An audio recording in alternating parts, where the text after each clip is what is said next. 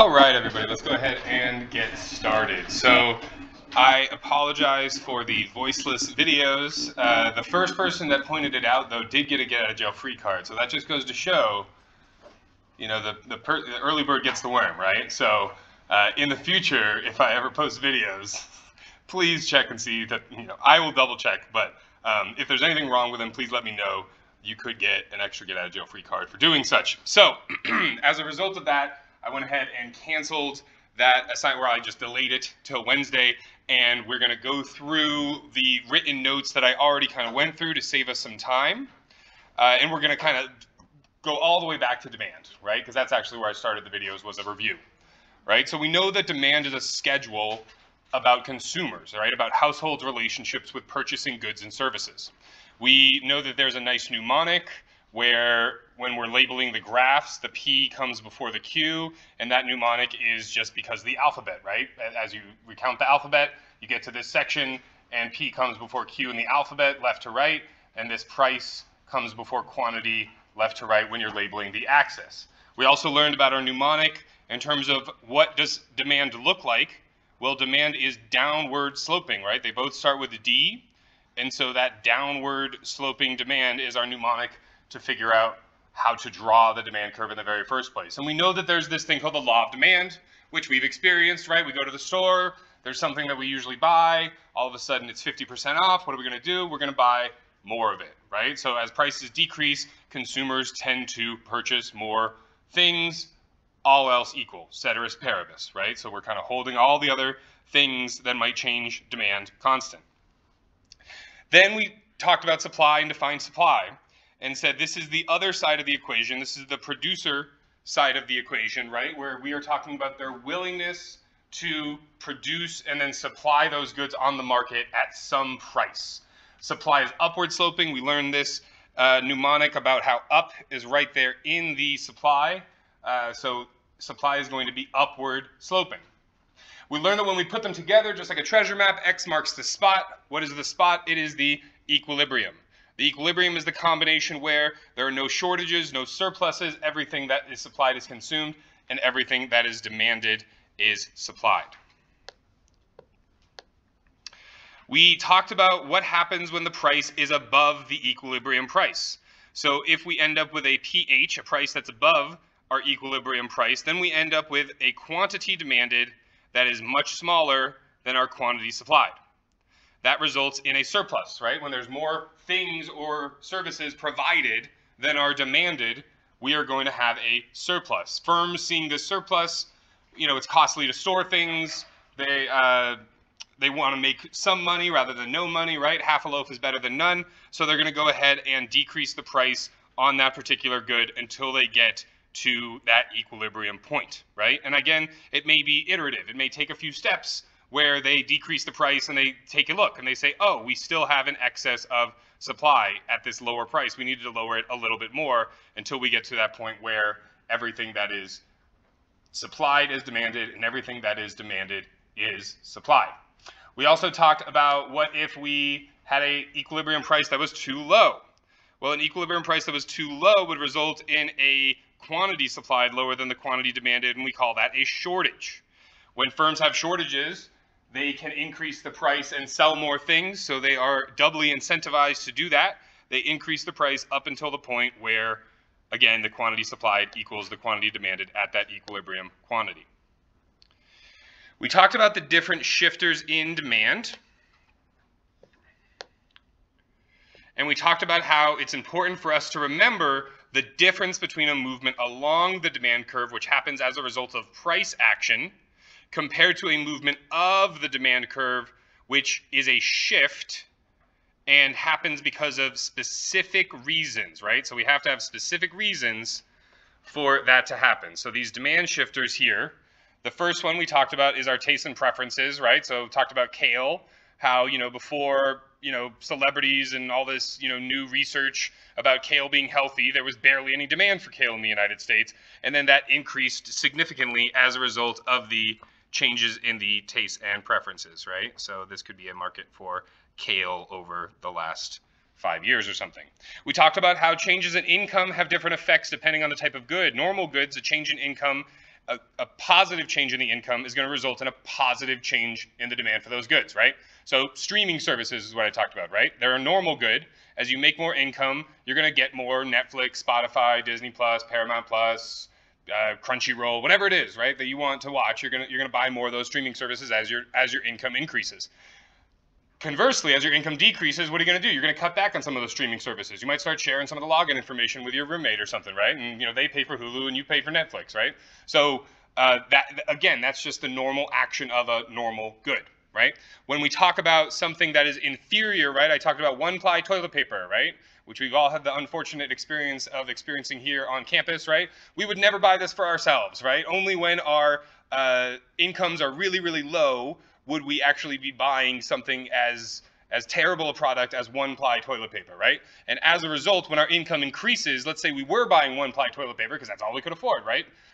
If our income increases, we're going to go ahead and decrease our consumption of that one-ply toilet paper because that's what's called an inferior good. So other inferior goods would be spam, right? That like canned meat. Bus passes are inferior goods. Generic branded peanut butter and stuff like that, right? Those are all inferior goods that as people increase their income, they tend to decrease their consumption of those goods. We talked about how the price of related goods has a impact on demand, and we talked about separately complements and substitutes, right? So we said, what if the price of a hot dog bun were to increase? Well, the price of a hot dog bun increasing in the market for hot dogs, since those two are complements, that's going to result in a decrease or a shift left in my demand curve because less people are going to be purchasing hot dogs since hot dog buns are now all of a sudden more expensive, and those things are almost always consumed together.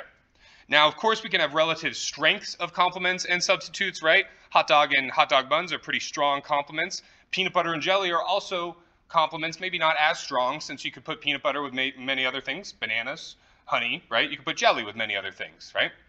So again, there's going to be varying degrees of complementarity or substitutability, and we will talk about that more when we talk about elasticity.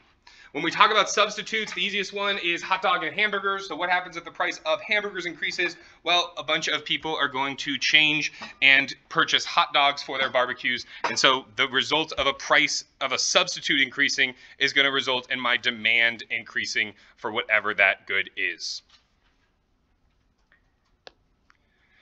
And last but not least, probably one of our more difficult of the demand shifters is expectations, right? So if we expect that the price of gas is going to double tomorrow, what are we going to do? We're going to go fill up our tank today, right? So anytime we expect the price of something to increase, there's going to be a shift outwards in the demand for today. Any questions on just kind of reviewing demand from last week? Sweet. Moving right along. So similar to demand, when we talk about supply, we need to talk about the difference between a shift in supply, right, which is over here, and the differences between a movement along the supply, right? A movement along the supply is the result of price action. When the price increases, producers, all of their own accord, are going to increase the quantity supplied from some quantity supplied 1 to some quantity supplied 2. That's just a movement along the supply curve. When we're talking about shifts in supply, I go ahead and use the horizontal method at first here, and I say, let's fix the price to be some whatever price. Doesn't matter, right? Could be price Mickey Mouse or price Naruto, like it doesn't matter, right? Just P triple star, right? When we have a shift, that's going to result in more of that good being supplied at any given price. So we fix this price to just say at any given price, but we could also, if we wanted to, we could say, a P lower or something like a P higher, right? It doesn't matter. We can tell each time that when there's a shift in there, there is a increase in the quantity supplied at that given price. Whereas when we have a movement along, the price has to change. So movements are all about price action. Shifts are all about holding that price constant and whether or not you can supply more or less of it. And again, that's just one interpretation of it. That's what's called the horizontal interpretation of it, right? Because we are looking at it from left to right horizontally. Okay. So the other interpretation that we have is the vertical interpretation, right? So we could instead fix, and so I put this bar over the quantity supplied here to tell us that this is fixed. So I'm going to fix the amount. Let's say that, you know, the coffee shop, for whatever reason, we're in the short run, they can't adjust a lot of their factors of production. They are limited to supplying 400 cups of coffee per day, right?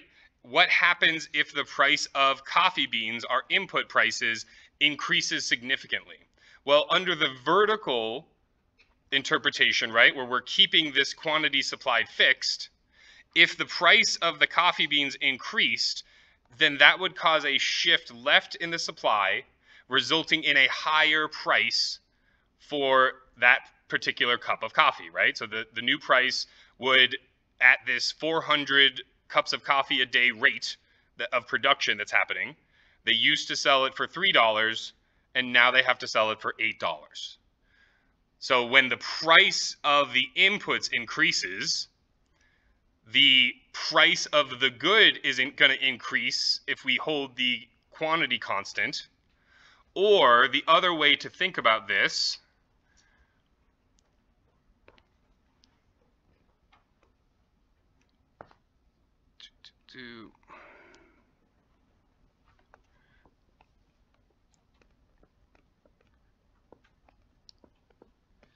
would be to do that fixing of the price, right? If we say that the price is fixed at $4, then because of the increase in the cost of coffee beans, the coffee shop, if they don't change their price, is going to be able to only provide, you know, let's say that they were providing 500 before, now they're only able to provide 300.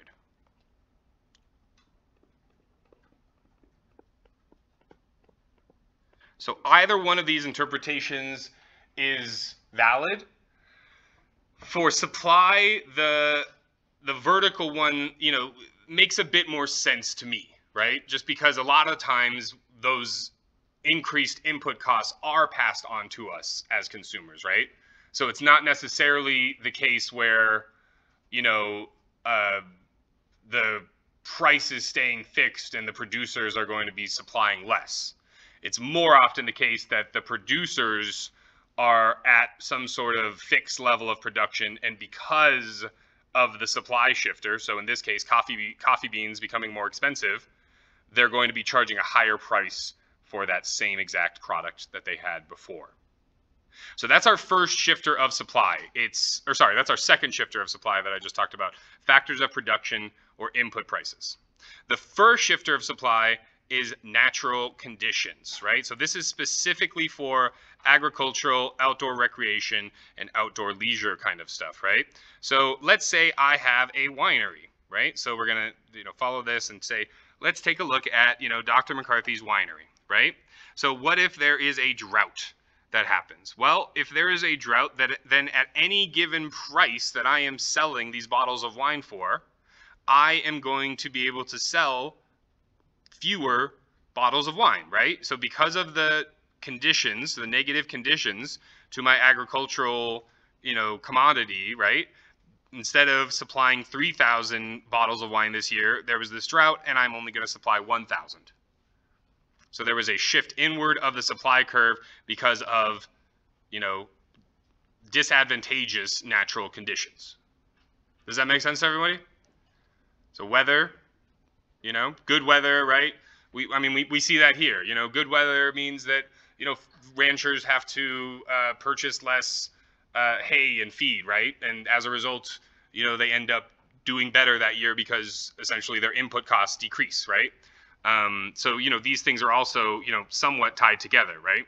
Especially when we're talking about ag stuff. But in terms of outdoor venues, you know, if it's rainy or if it's hail or if there's tornadoes or something, right, then, you know, you can't have people having weddings in your barns, or you can't have, you know, if there's no snow, then you can't have people going down the mountains and stuff, right? Like Zurich is actually dealing with that right now. Parts of Western Europe that are very, you know, used to winter ski sport tourism are not getting the snow and not even getting the temperatures so that they can make fake snow, like a lot of the ski resorts in the United States do, right? And so those economies are going through some mild, those local economies are going through some mild recessions solely because of the natural conditions, right? It's very important for those outdoor recreation situations. So our third shifter of supply is going to be technology, right? So usually technology is this march forward, right? There's this constant march forward in technology. So for the most part, technology changes are going to shift our supply to the right. The example that I used here is I said, what if all of a sudden, what did I say here?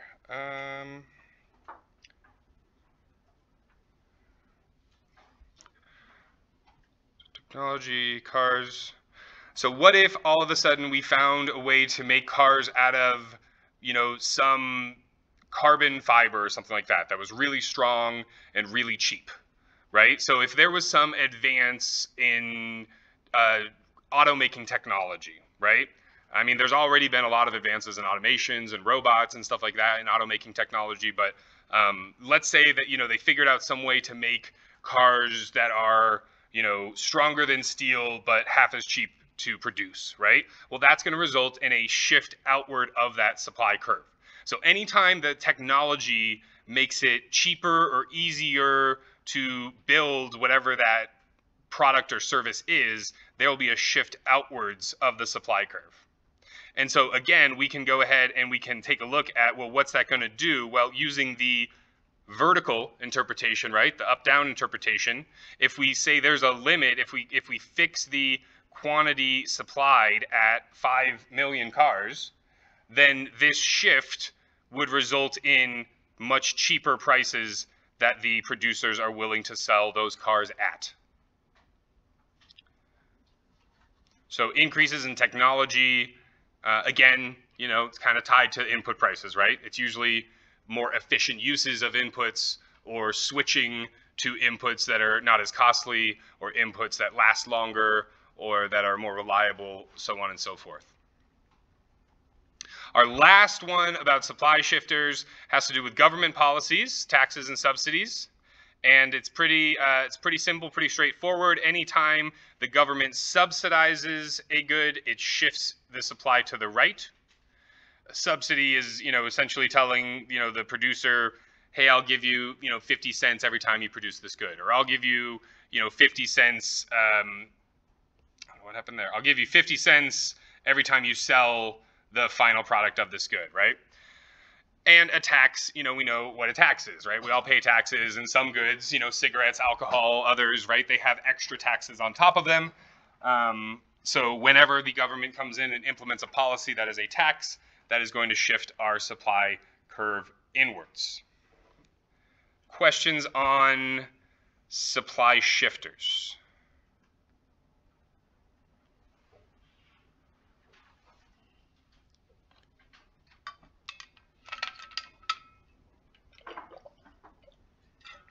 Factors of production are the same thing as input prices.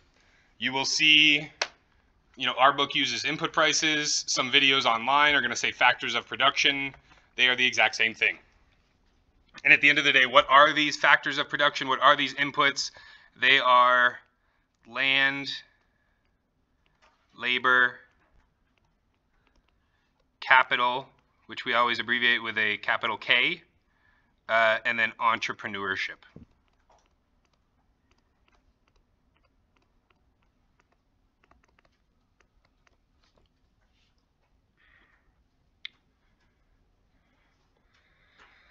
All right, let's go and do some examples now. So our first example that we have here, we have a prompt about there are excellent weather conditions, and we are asked about what this will mean to the equilibrium price and quantity for salmon. Well, since there are excellent weather conditions, that's going to be an increase in supply. Nothing is happening with my demand. So I go ahead and I draw my initial supply, I draw my initial demand curve, I label my equilibrium, my first equilibrium here, P star, Q star. And then from the prompt, I see, you know, I identify what bin this is in. Is it influencing supply or demand? And then how is it influencing or impacting supply and demand? So it's impacting supply. It's shifting it to the right because of the excellent weather conditions. So then I draw a supply curve to the right. And where this new X is my new equilibrium. I label the price, P double star. I label the quantity, Q double star. And then I add some arrows just for completeness to show very clearly that my price is decreasing and my quantity is increasing as a result of the excellent weather conditions in the salmon market. Questions on the supply shift and interpreting the new equilibrium and quantity? Excellent. Moving right along. So we are asked about print and media television, right? It's important for us to, you know, keep in mind what the actual market is, what the good and service is that we're doing, right? We're given a prompt that says the percentage of people who get news from digital sources has increased from 24 to 39% over the last, you know, 15 years or something, right? Well, the key to this is to understand that a digital source is a substitute for print media and television. So if our market is print media and television, and there's an increase in the popularity of a substitute, that's essentially, so if there's an increase in the popularity, we can treat that the exact same as saying that there's a decrease in the price. So anytime there's a decrease in the price of a substitute, the demand is going to shift inwards as people are going to be now consuming that substitute good, right? They kind of, you know, put the cart in front of the horse here and just told you that there's been substitution happening, right? But essentially, for all intents and purposes for this class, right, an increase in the popularity of something can be treated exactly the same as a decrease in its price for how it's impacting a complementary or a substitute market. So print media TV is dying. The demand is going to shift to the right because people are substituting it for digital sources. My initial quantity is here. My initial price is right here. My new quantity is where my D2 intersects with my supply. Nothing is shifting supply. There's no impact. There's no changes to the cost of newspaper printing. There's no changes to the cost of servers. There's no, trying to think of some other kind of thing. There's no government taxes that are being placed on, you know, digital media, or taxes being placed on print media, or so on and so forth, right? So there's nothing actually influencing our supply. Our demand is the only thing that's getting impacted. We've got to shift inwards of our demand as people are substituting away from it. And at this new point, this new demand curve equilibrium, we end up with P double star, which is lower, and Q double star, which is also lower. So we can tell that this is going to result in a downward shift or a leftward shift in demand, which is going to result in lower quantities and lower prices. So again, the whole point of these models is to try to interpret what's going on in the news or in the real world and then make some inferences about that. All right, and this one is too confusing, so let's go ahead and... Exactly, yes. Post office that shouldn't even exist anymore, right? Okay, so let's start this one fresh. So this is where we're going to start to talk about how things are not always so simple with just one change happening, right? Too often, the world is more complicated than just one change. And so as a result, we have to talk about what happens when two changes occur simultaneously, right? So our market is going to be postal mail, services. Our demand curve, we always have downward sloping. our supply curve is always upward sloping. I need to label my axes. If I ever get confused which one goes where, I sing the alphabet song to myself. I get to that part, LMNO P, price goes over here, and then quantity goes down here. Now I'm ready to do my analysis. I'm given two prompts. Let's do them one at a time. I'm first told that there's an increase in the wage for postal workers. An increase in the wage for postal workers, well, that is one of my input prices, right? That's a factor of production, right? Remember, we had land, labor, capital, entrepreneurship. This is that labor part of the factors of production. And so since it gets more expensive, anytime an input price becomes more expensive, that results in a decrease in my supply.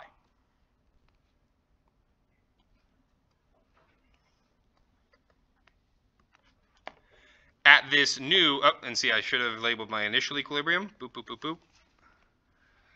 Maybe label it a little less crooked. Sometimes it's easier to label it from the actual X.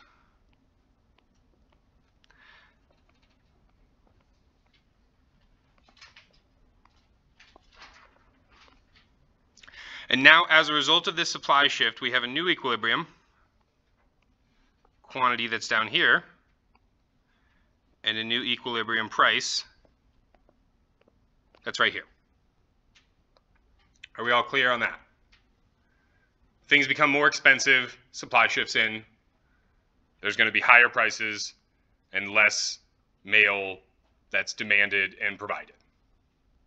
Our second prompt that we're given is that there's an increase in digital communication. So again, this is where we're talking about the popularity of a substitute, right? So the substitute is used more.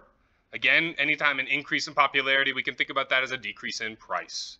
Anytime there's a decrease in the price of a substitute, that's going to cause a leftward shift in the demand as people are going to go do what? They're going to substitute for that cheaper good or that better good, right? So the increase in digital communication has resulted in many of you never sending a letter, right? Or having checkbooks and sending checks, right? You just do everything through Venmo and PayPal and Zelle and all this other kind of stuff, right? So the demand for postal services has decreased.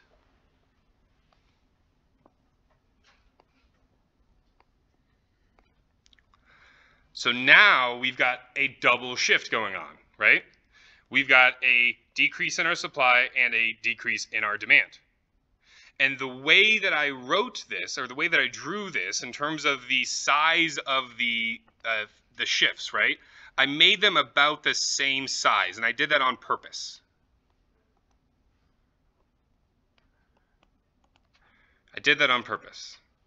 The reason why I did that is because anytime you have a double shift, there is only one clear situation. There's only one clear determinant of what, like, either price or quantity is very clear about if it decreases, right? So this first shift decreased our quantity from Q star to Q double star. The second shift, the decrease in demand, further decreased our quantity from Q double star to Q triple star. So we know unambiguously that quantity is decreasing. However, let's take a look at what happened to price. When we started out at P star, we increased, because of the shift in supply, up to P double star. And then when we went from D to D2, we went back down to seemingly my P star, my initial value, right? So the way that I drew this, again, I drew this in a very certain way, because anytime you think that the third equilibrium price is exactly equal to the first price, that should be a big red flag for you. So anytime something looks exactly on top of the other thing, what's really happening there is that when there is a decrease in supply and a decrease in demand,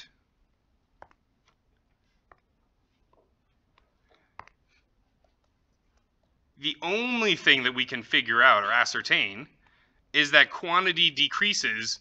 We don't know what happens to price. It's ambiguous. So why don't we know what happens to price? Well, let's think about this, or let's just real quick do a quick and dirty version of this, a couple of versions of this, just to prove my point.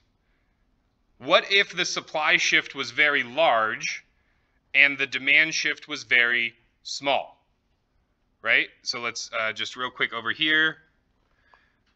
So if I've got a supply 1 and a supply 2, right, if that's my supply shift, and then if my demand shift, D1, is something like this, D2, then I need to put the S1 and the D1 together in order to get my initial equilibrium.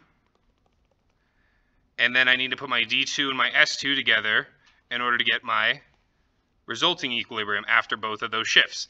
Well, this looks pretty clear that price has increased the way that I've drawn it, right? We still have the same supply shift in and demand shift in, but instead of seeing that the price is exactly the same, now we can see that the price is much higher.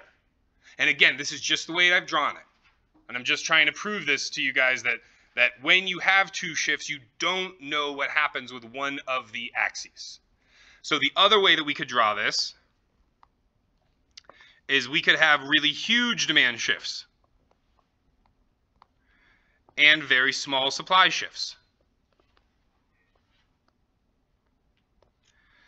And so again, I have to match up my S1 and my D1 in order to find my equilibrium quantity and equilibrium price. And then I have to match up my S2 and D2 in order to find my new equilibrium price and my new equilibrium quantity. And again, we are deceived here thinking that the price has decreased because of the way that I've drawn it. But what I want you to notice is that no matter what way I draw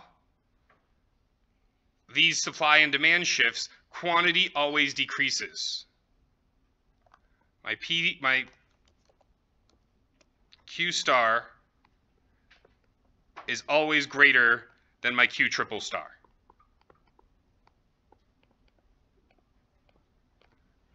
Does that make sense to everybody?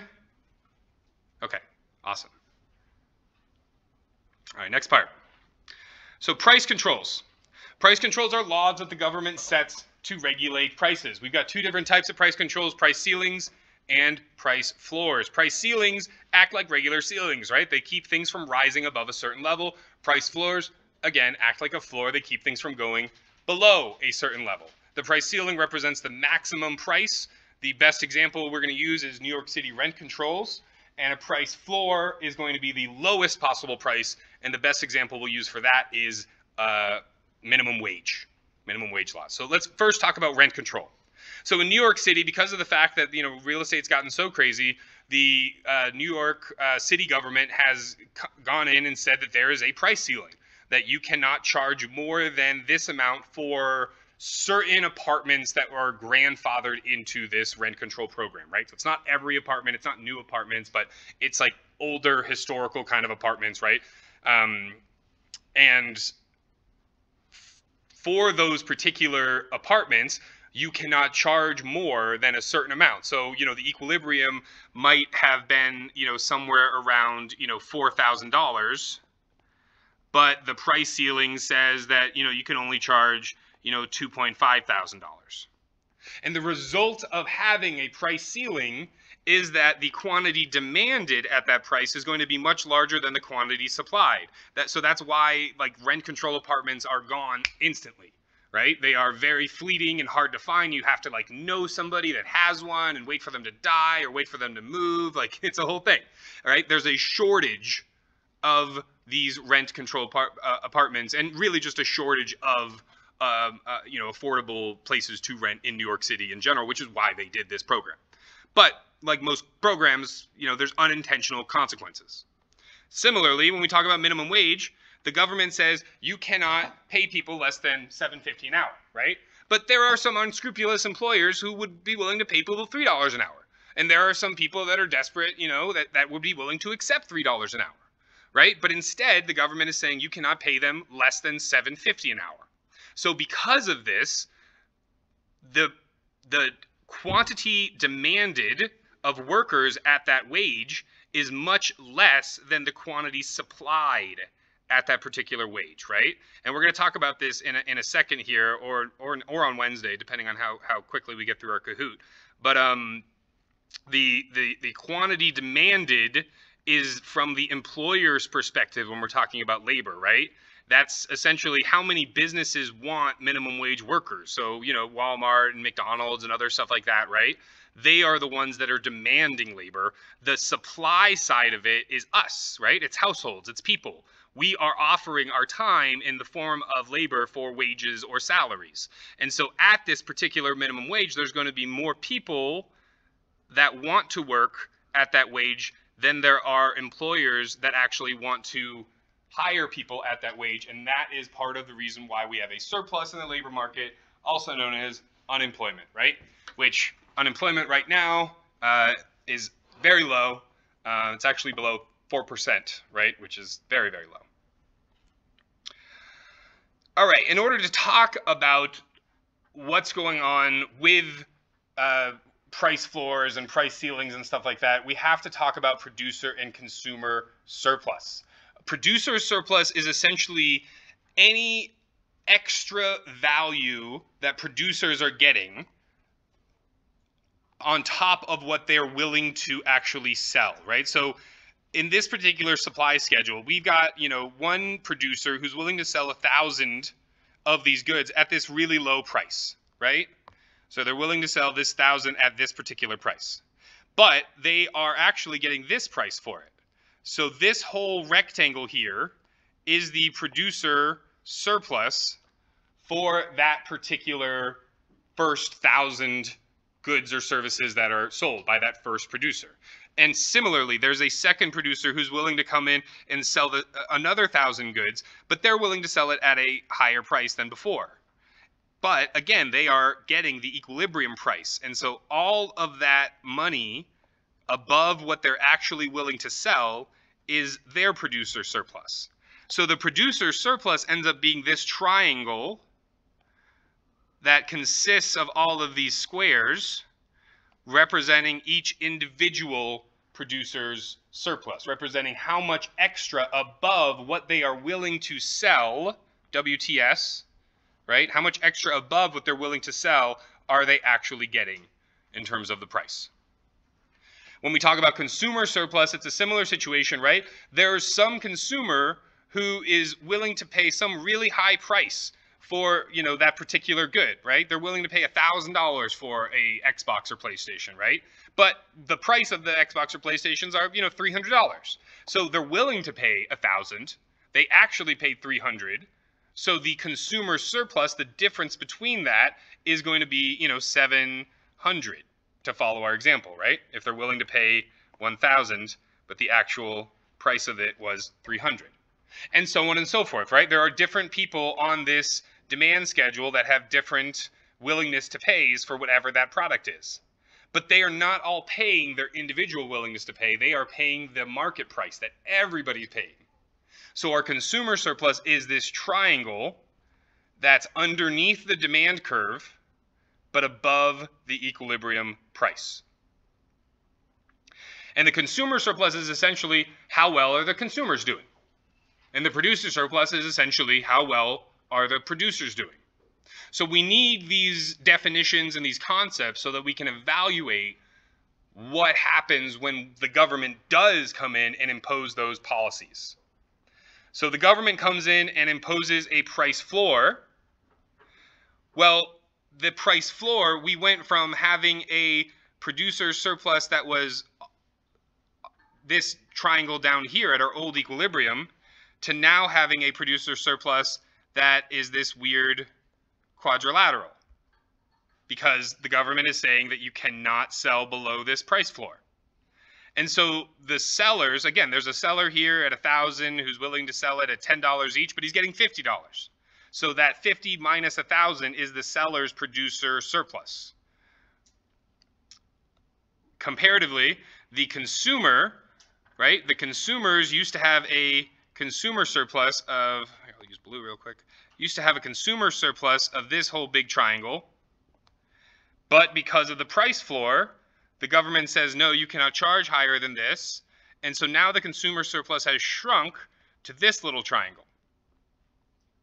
So we can see that a price floor is negative for the consumers, and to actually assess the impact on the producers, we would have to like take a look at the numbers of it, right? And kind of look at the area on the graph and do like a calculation, like 1/2 base times height for the triangle.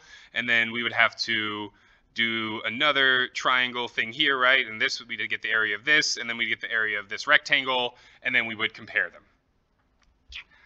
Again, we're not really going to do that rigorous of analysis in this class. It's just important to kind of know what the different things are and why they are changing and how they're changing, right? So producer surplus is changing. It might get bigger, might get smaller. Consumer surplus is definitely getting smaller. And what is this weird yellow pie shape in the middle here, right? This is what's called deadweight loss, or DWL.